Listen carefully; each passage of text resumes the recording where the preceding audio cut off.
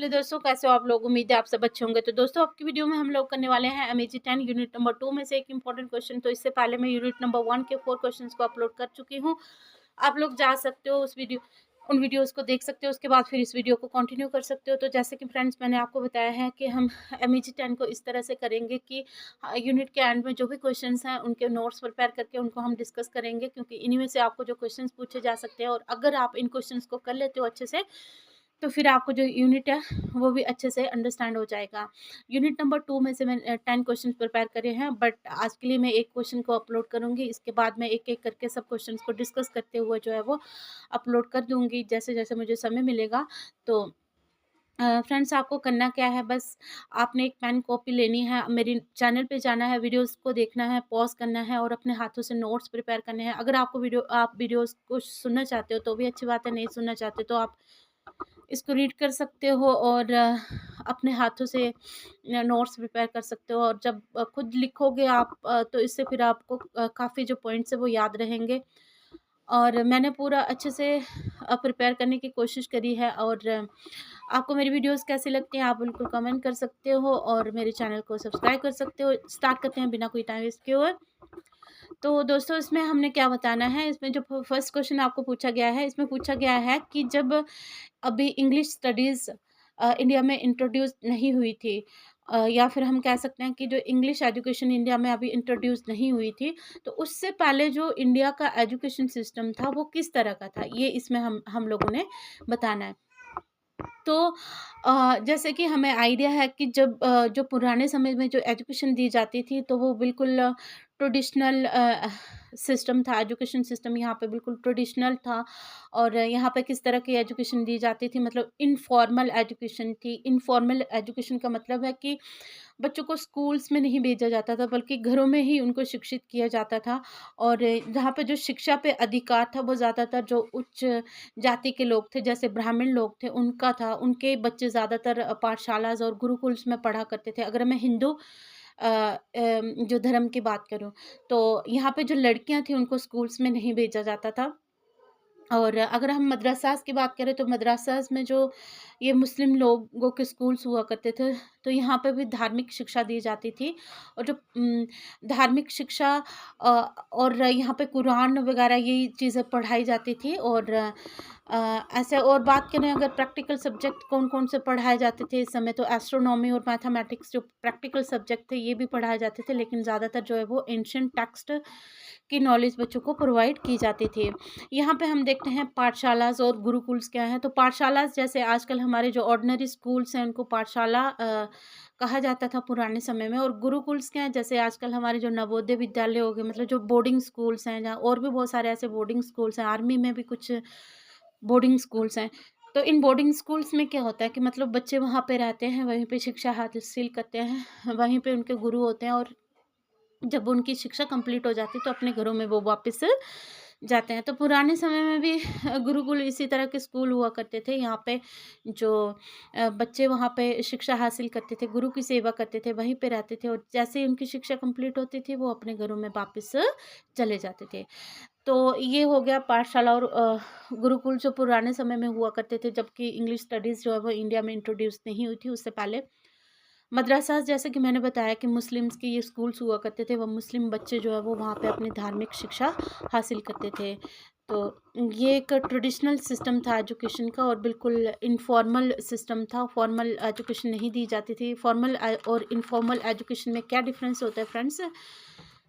Formal जो informal education होती है वो घरों में दी जाती है, मतलब इसमें जो बच्चे हैं उनको स्कूल्स में नहीं भेजा जाता है। और फॉर्मल जो एजुकेशन होती है इसके लिए स्कूल्स होते हैं, वहाँ पे जाके बच्चे शिक्षा हासिल करते हैं, कॉलेजेस यूनिवर्सिटीज़ में जाके जो है वो शिक्षा हासिल करते हैं।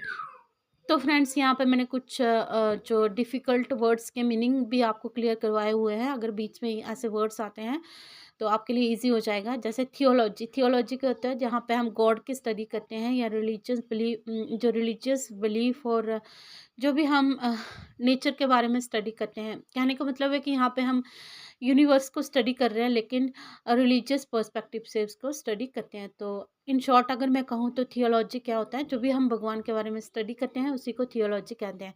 तो अब हम लोग देखते हैं कि जैसे ही ईस्ट इंडिया कंपनी भारत में आई तो ईस्ट इंडिया कंपनी का कुछ इंटरेस्ट बना यहाँ के जो एजुकेशन सिस्टम को थोड़ा सा ठीक करने का। तो उन्होंने कुछ ऐसी क्लास क्रिएट की जिसको उन्होंने जो है वो इंग्लिश एजुकेशन दी। और इससे उनका ईस्ट इंडिया कंपनी का क्या फ़ायदा था, एक तो उनको एक जब वो उनको एक रीजन से दूसरे रीजन में जाना होता था, तो क्योंकि हमारी जो कंट्री थी बहुत लिंग्विस्टिक है, क्योंकि यहाँ पे बहुत सारी भाषाएं बोली जाती थी, तो उन अंग्रेज़ लोगों को ये भाषाएं समझने में मुश्किल आती थी। तो अगर अब ऐसी क्लास उन्होंने क्रिएट कर रखी थी जो इंग्लिश समझ सकते थे और वो रीजनल लैंग्वेजेस को भी समझ सकते थे, तो वो एज अ ट्रांसलेटर उनकी हेल्प कर सकते थे। और दूसरा उनकी उनकी कंपनीज़ में जो है वो क्या करते थे, जॉब भी करते थे और कम वेजेस पे जॉब कर लेते थे, जो कि उनके फ़ायदे की बात थी। उसके बाद हम देखते हैं ओरिएंटलिस्ट एंड एंग्लिसिस्ट डिबेट। तो यहाँ पे देखते हैं कि जो ऑक्सीडेंटल और ओरिएंटलिस्ट जो लोग थे इनके बीच में एक डिबेट चली। तो अब ओरिएंटलिस्ट लोग कौन थे फ्रेंड्स, तो ओरिएंटलिस्ट जो लोग थे वो ऐसे लोग थे जो चाहते थे कि जो इंडिया में एजुकेशन सिस्टम जो है वो बिल्कुल नहीं बदलना चाहिए। मतलब यहाँ पे ट्रेडिशनल लैंग्वेजेस जो भी एंशिएंट लैंग्वेजेस हैं उनमें जो है वो शिक्षा दी जानी चाहिए, जैसे कि संस्कृत, पर्शियन। इंग्लिश को भी सपोर्ट करते थे, लेकिन वो चाहते थे कि साथ साथ में क्या होना चाहिए, जो ट्रेडिशनल जो एजुकेशन है वो भी उनको दी जानी चाहिए, जैसे कि पर्शियन, संस्कृत लैंग्वेज में जो भी एंशियंट बुक्स हैं उनको पढ़ाई जानी चाहिए। दूसरी तरफ अगर अगर हम एंग्लिसिस्ट की बात करें तो ये कौन लोग थे जो बिल्कुल जो ट्रेडिशनल सिस्टम को बिल्कुल अपोज करते थे। वो नहीं चाहते थे कि जो ट्रेडिशनल सिस्टम से जो है वो एजुकेशन इंडिया में दी जाए, तो वो चाहते थे कि वेस्टर्न तरीके से जो है वो शिक्षा जो है वो बच्चों को दी जाए यहाँ पे इंडिया में। और क्योंकि हमें पता है कि उनको बहुत ज़्यादा प्राउड था, जो वेस्टर्न लोग थे उनको बहुत ज़्यादा प्राउड था अपने कल्चर लैंग्वेज को लेके। तो वो चाहते थे कि यहाँ का जो एजुकेशन सिस्टम है इसको बिल्कुल बदल देना चाहिए, क्योंकि जो भी अगर हम संस्कृत या पर्शियन लैंग्वेजेस में अगर इनको शिक्षा देते हैं तो ये इनके लिए जो है वो यूज़फुल नहीं रहेगी। कहने का मतलब है कि ये साइंस टेक्नोलॉजी जैसी चीज़ें जो है वो इन भाषाओं में नहीं सीख सकते। तो इसलिए जो एंग्लिसिस्ट लोग हैं इनको ऑक्सीडेंटल भी कहा जाता है। तो ये लोग जो थे ये सपोर्ट करते थे वेस्टर्न एजुकेशन को, और ओरिएंटलिस्ट लोग जो थे वो जो ट्रेडिशनल एजुकेशन सिस्टम को सपोर्ट करते थे। तो इनके बीच में भी बहस छिड़ी। तो एक ये भी जो है वो इंग्लिश स्टडीज़ इंट्रोड्यूस होने से पहले इनके बीच में जो है वो बहस छिड़ी थी। उसके बाद यहाँ पे हम देखते हैं चार्टर एक्ट ऑफ 1813। फ्रेंड्स ये वाला भी जो टॉपिक है आपका काफ़ी इंपॉर्टेंट है, मैं आने वाली वीडियोस में इसको आपको डिटेल में बताऊंगी। तो जो चार्टर्ड एक्ट है 1813 का, तो इसमें जो ब्रिटिश गवर्नमेंट थी तो उन्होंने क्या किया कि कुछ जो फंड्स रिलीज़ किए थे एजुकेशन सिस्टम जो है वो सेक्टर में लगाने के लिए। लेकिन यहाँ पे भी एक बहस छिड़ी थी कि अब जो ये फंड्स रिलीज़ किए गए हैं तो इनको वेस्टर्न एजुकेशन देने के लिए यूज़ करा जाए या फिर ट्रेडिशनल जो इंस्टीट्यूट्स हैं, मतलब जो पुराने तरीके से जो भी शिक्षा दे रहे थे, जो भी इंस्टीट्यूट थे, उन पे जो है वो इस पैसे को खर्च किया जाए। तो इसमें भी काफ़ी ज़्यादा जो है वो बहस छिड़ी थी। तो इसमें हमारे भी जैसे राजा राम मोहन रॉय ये भी चाहते थे कि जो ये खर्च है, जो भी शिक्षा पे ये पैसा है, ये वेस्टर्न एजुकेशन पे या फिर जो भी मॉडर्न एजुकेशन है तो उस पे खर्च होना चाहिए। जैसे हमारे राजा राम मोहन रॉय, इनके बारे में मैं आपको आगे करवाने वाली हूँ। इस पे एक दो क्वेश्चन है। तो उनको फादर ऑफ मॉडर्न इंडिया कहा जाता है, क्योंकि वो वेस्टर्न एजुकेशन को सपोर्ट करते थे। क्यों करते थे? तो इसलिए करते थे कि ताकि जो हमारा इंडिया है इसके, क्योंकि हमारे इंडिया में बहुत सारे ऐसे इविल सी इतने रिचुअल्स थे जो कि बहुत ही बेकार की चीज़ें थी। तो वो चाहते थे कि हमारा इंडिया इंटीग्रेट करे पूरे वर्ल्ड से, पूरे वर्ल्ड की नॉलेज उसको मिले। और कुछ मतलब उसका माइंड सेट है वो क्या होना चाहिए, थोड़ा सा साइंटिफिक होना चाहिए इंडियन पीपल का। तो इसलिए वो भी चाहते थे कि जो ये जो भी पैसा जो रिलीज़ किया गया है गवर्नमेंट के द्वारा, तो ये वेस्टर्न एजुकेशन के लिए खर्च होना चाहिए। और जो भी जो ट्रेडिशनल सिस्टम है उसमें इस पैसे को वेस्ट नहीं करना चाहिए। उसके बाद हम लोग देखते हैं मैकॉले मिनट।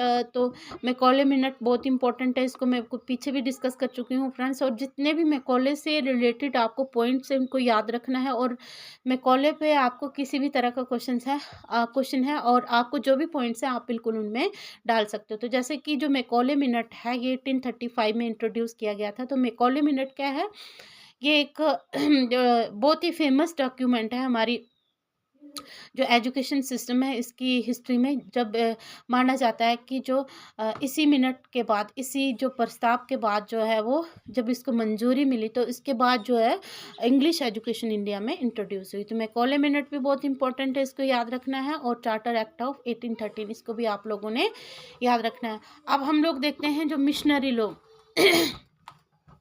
जो मिशनरी लोग थे, तो मिशनरी लोगों का भी कुछ कुछ जो मोटिव था वो इन ब्रिटिश जो ये ब्रिटिश जो भी ये एडमिनिस्ट्रेटर थे इनकी जैसा था, जैसे मैकॉले या ट्रिविलियन की तरह इनकी सोच मिलती थी।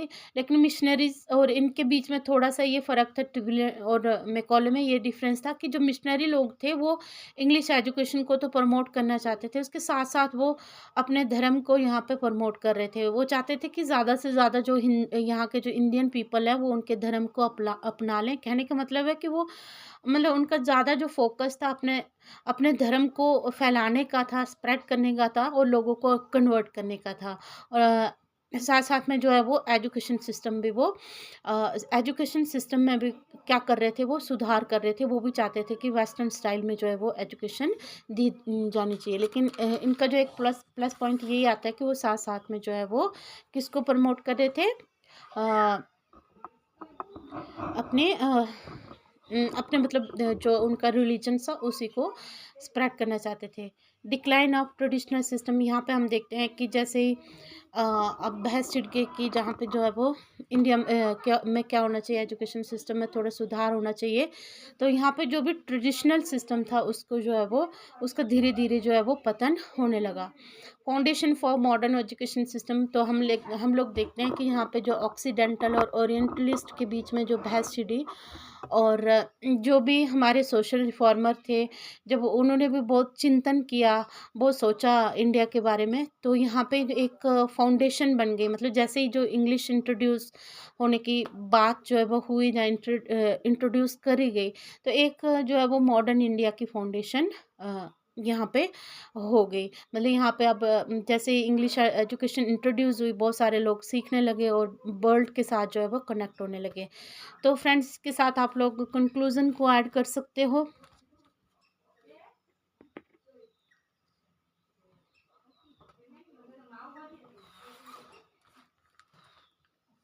कंक्लूजन भी ऐड कर लीजिएगा आप लोग। और आई होप आपको मेरी वीडियोस अच्छी लगती होंगी। और आप लोगों को अगर मेरी वीडियो अच्छी लगी तो प्लीज़ लाइक कर देना, शेयर कर देना अपने दोस्तों के साथ, और हो सके तो चैनल को भी सब्सक्राइब कर देना आप लोग।